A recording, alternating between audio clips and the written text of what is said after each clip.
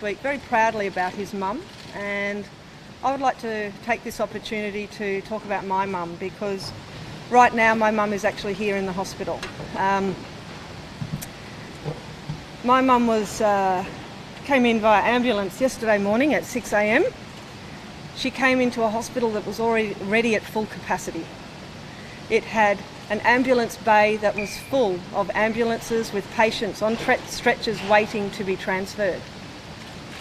Mum is still here. She's going to be here for a couple of nights, and they are still yet to find her a proper bed. Now, I hear stories like this every single day, every day. And it's one thing to hear these stories, but it really brings it home when it's one of your own family that's experiencing these things. I know that our doctors, our nurses, our paramedics and our hospital workers work really hard. They need help. They don't need more cuts. At this election, Far North Queenslanders are going to have a choice. They can choose to have their hospitals properly funded under a Labor government, or they can choose to see more cuts and chaos under an LNP government. That will be Far North Queenslanders' choice. It's not fair that my mum is sitting here still waiting for a bed. This is not good enough for Far North Queenslanders, and it's not good enough for my mum. And I am really, really happy to be here today with Bill, because Bill is going to make some more announcements in regards to funding for our Cairns hospital. And only Labor has a real plan for Far North Queensland. Thank you, Bill. Thanks, Elida. And thanks, Elida, for sharing a story about challenges of the hospital system in the real world. This is my 7th visit to Cairns since the last election. And in that time, Labor has developed, and we're launching our plan to deliver a fair go for Far North Queensland. This is something which you won't see from the Liberals. It's called a policy. In fact, it's called a whole set of plans. But at the heart of Labor's proposition to change the government, to end the chaos in Canberra, is to vote for better health care. And it's a really clear example here in Cairns and Far North Queensland.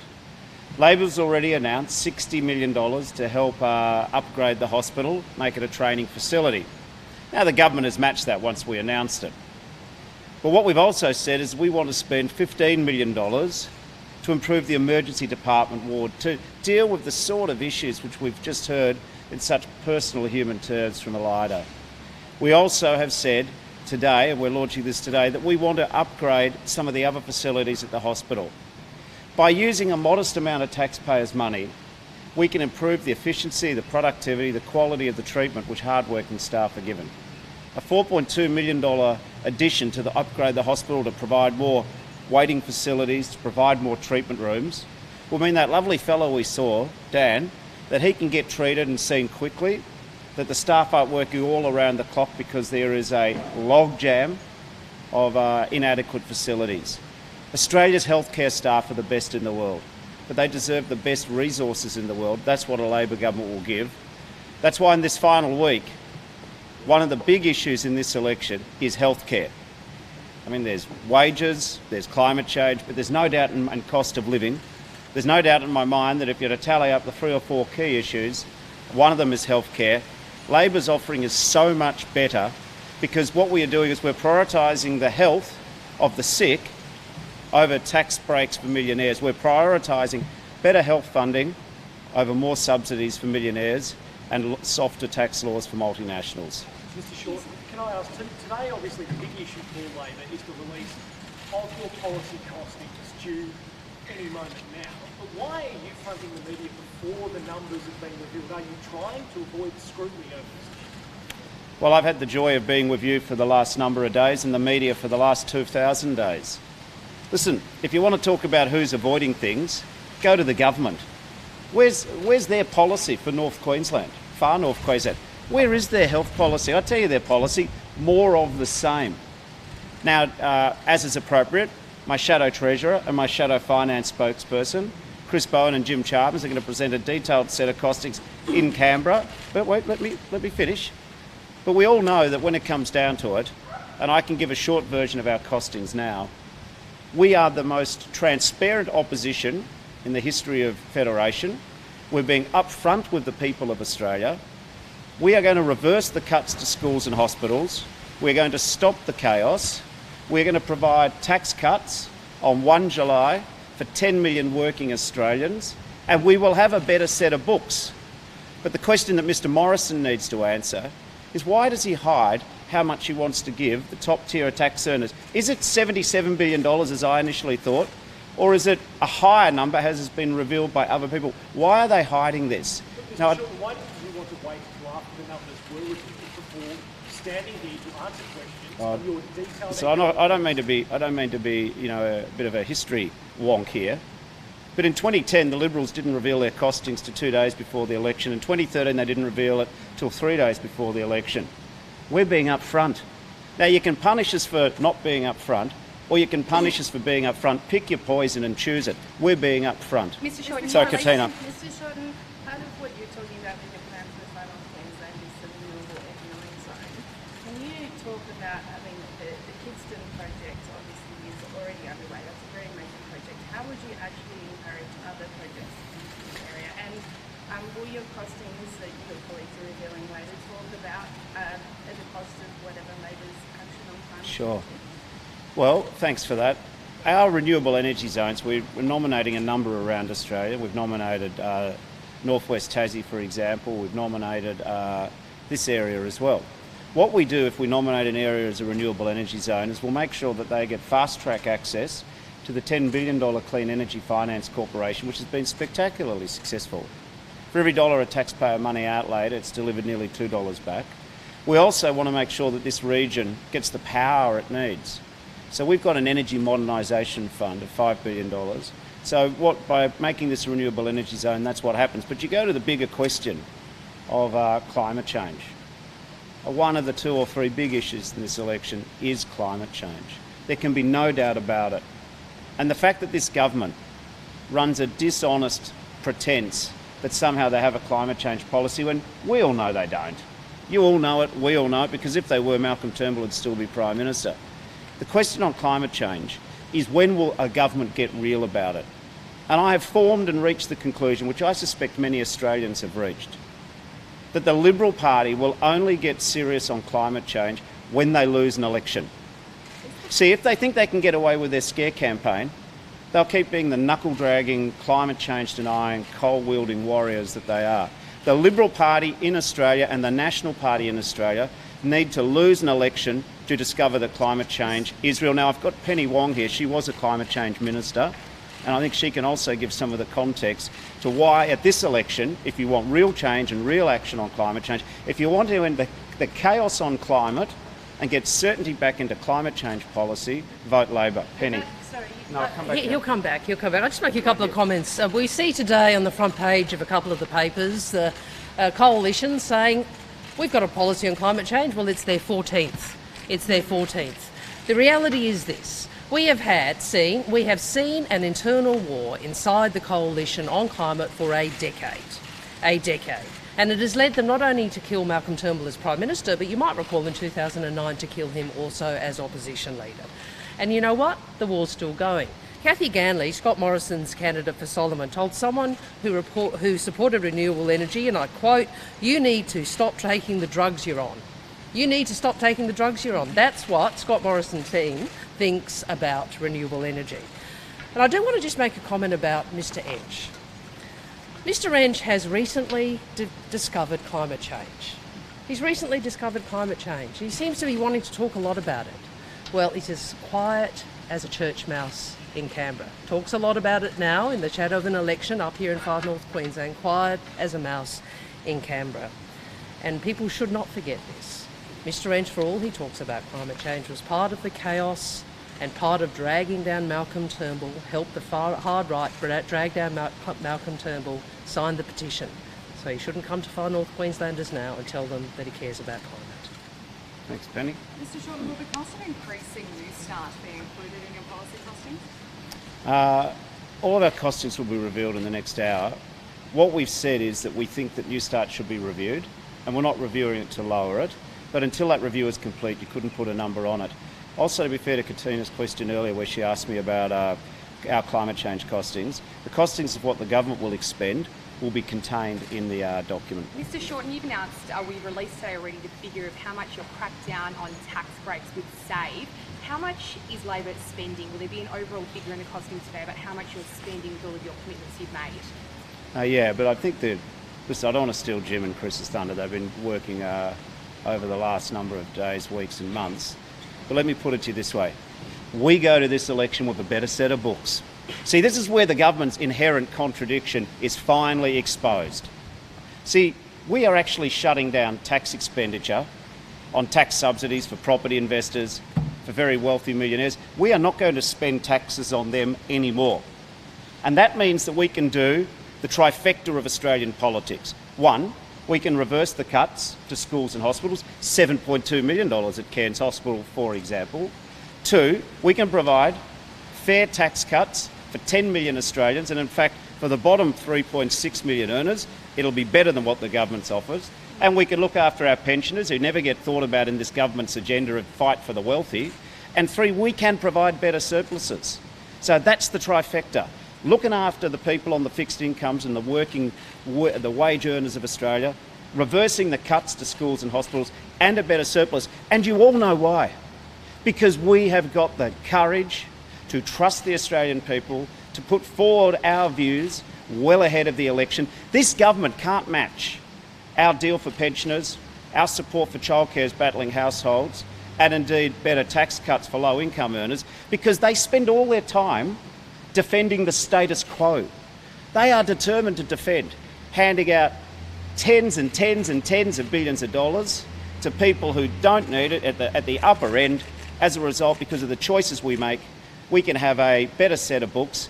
But the one thing that does concern me about this government is not only are they defending the status quo, but I fundamentally believe it's in the Liberal and National DNA to try and give new tax cuts to the top end of town.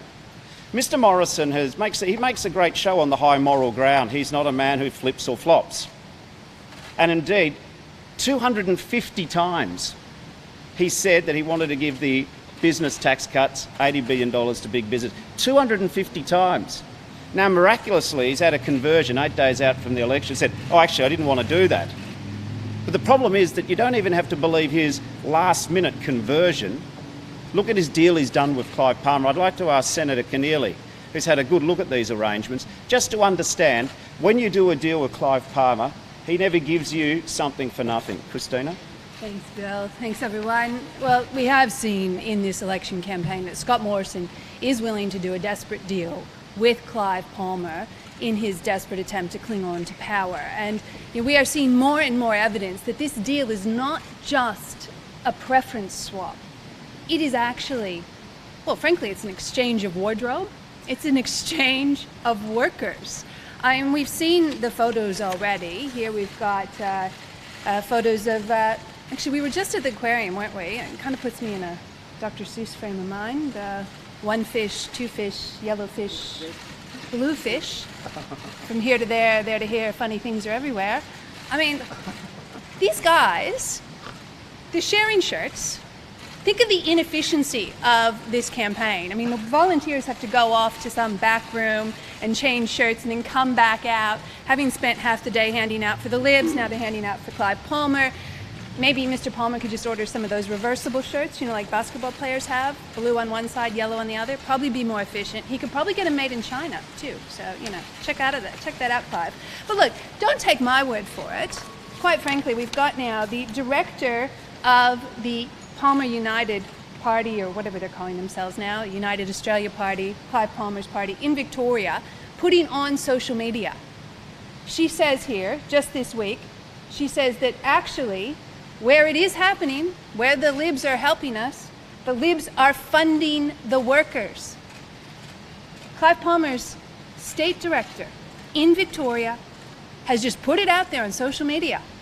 The Libs are funding the workers to hand out for Clive Palmer's party.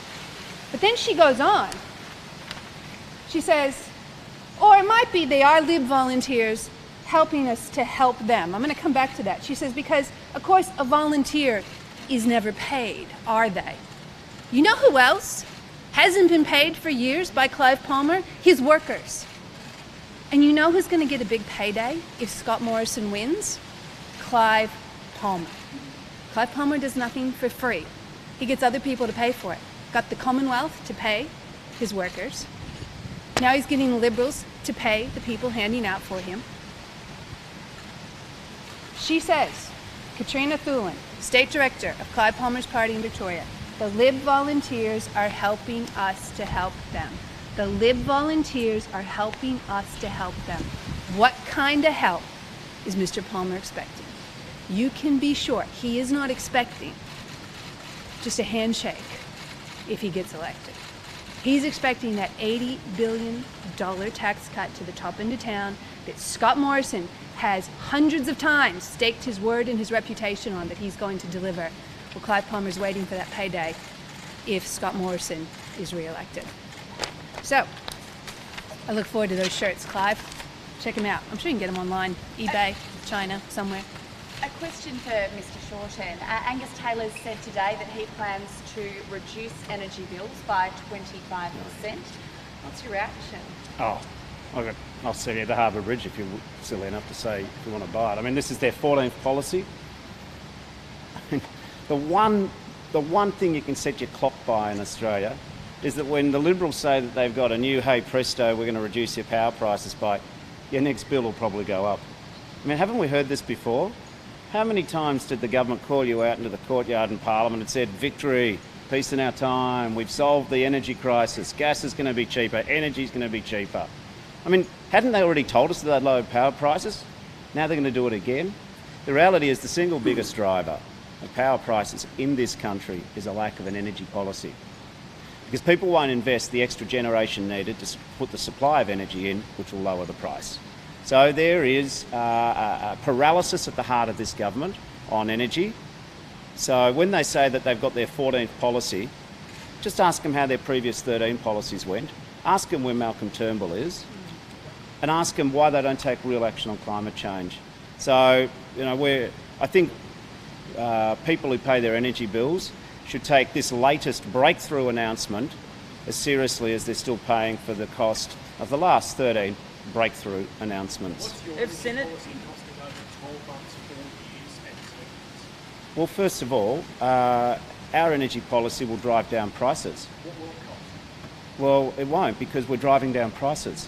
And the issue is, in terms of some of the individual levers, we've got our $10 billion clean energy fund, but that actually delivers a return. We're going to put $5 billion into energy modernisation, which will put downward pressure and create greater efficiency and reliability on our energy systems.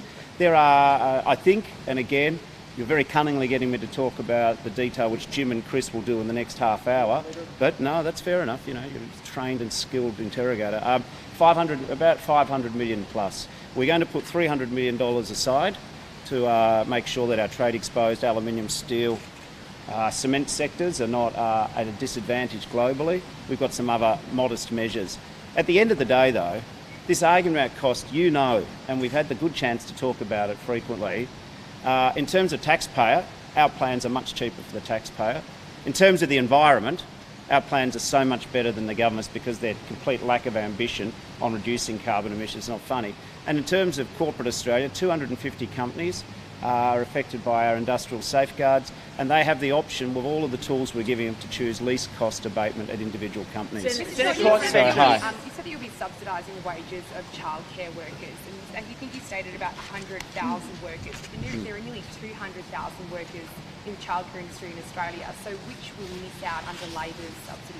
Well, I'll tell you who's missing out now. Everyone. But under Labor's plan? No, let's not just glibly rush off the problem that we're solving here. But is it solving it half them miss out? If you think the status quo is fine, talk to an early childhood educator. The reality is that out of 96 occupations, they come in 92nd. And I know you're a keen advocate for the rights of women. The reality is this is a 96% feminised industry. The market's broken when it comes to the payment of early childhood educators. I am sure that you and millions of other Australians agree that we need to do more for our early childhood educators. They're the first kids to which we entrust, or the first people to whom we entrust the kids outside of the family unit. So we've come up with an envelope of funding to improve their wages. We'll work with the for-profit sector, we'll work with families and parents. We have an envelope of funding, we've got a plan over the next 10 years, and the beauty of our plan, we are tackling a problem this government puts in the too hard basket, which is a very big basket. We are going to do the right thing by a very important section of the economy who experience unique difficulties, and the way we're going to do it is it doesn't cost parents, because we'll put in price controls and we'll make sure that the money which is allocated to wages goes to wages. But Mr. Sorry, go on, mate. But Mr. Shorten, if you're tackling the problem that there are still workers that are missing out, aren't you then only tackling it by half? Who is going to miss out? No, that's, sorry, I used a word before, perhaps I should focus in on again. We have an envelope of funding. We have an envelope of funding. What Labor does with its envelope of funding is we're going to improve the wages of early childhood educators. Will it be all early childhood Well, the money's there. That's the difference between me and the Liberals. And let's never forget it. Ask the Liberals, or get your colleagues on the Liberal bus to ask Mr. Howard, oh, not Howard, he's not even turning up, is he? Morrison. Ask Mr. Morrison what he's going to do to lift the wages of early childhood educators. Do you think he has one plan? Any plan? Of course not. He doesn't get it. This government's stuck in the past when it comes to sorting out wages of low-paid women workers. And we've been able to do this. And what's more is we've even been able to do something better for families. Did you know that because of Labor and because we've got a better set of books, we can provide genuine, no-nonsense, cost of living relief for nearly 1 million Australian households? I want to specifically, right now for 10 seconds, address the working parents of Australia, the nearly 1 million households whose income is less than $174,000. Vote for Labor for real change and to end the chaos in childcare. Mr. Morrison, somewhat I think foolishly said on Wednesday childcare costs are going down. Well, I don't know what bill he's paying, but I tell you what, that's not the experience of 1 million Australians. We will provide a subsidy of up to $2,000 because we've got a better set of books. One last question, because I know there's a costing. There we go, you get the last one, Richard. Senate crossbenchers are threatening to block some of the revenue measures which underpin your set of books. What will you choose if the Senate makes you choose? Your spending promises or keeping the budget in surplus? Well, first of all, let's win the election before we start talking about how we deal with the Senate crossbench. But I think your question does highlight the danger and the risk of voting LNP or for Palmer Party, whatever his latest advertising company's called, or indeed One Nation.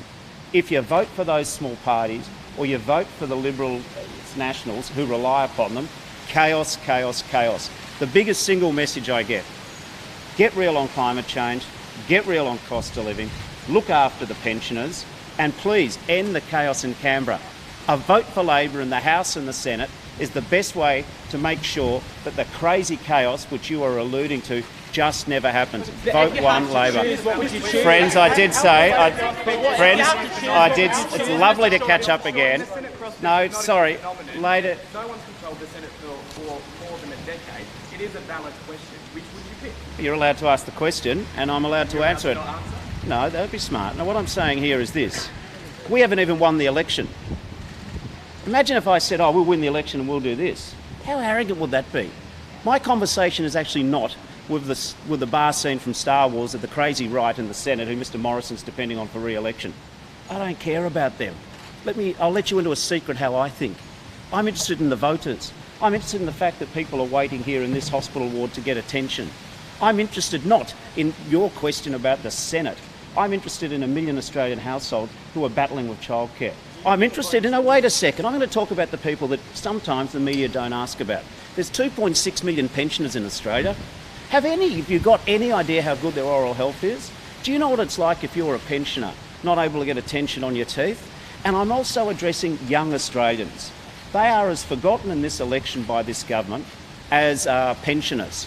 Young Australians are sick and tired of an anti-science, anti-climate change, anti-rational, science-phobic government in Canberra. We cannot afford to keep selling out the future by just pretending that more of the same is good enough.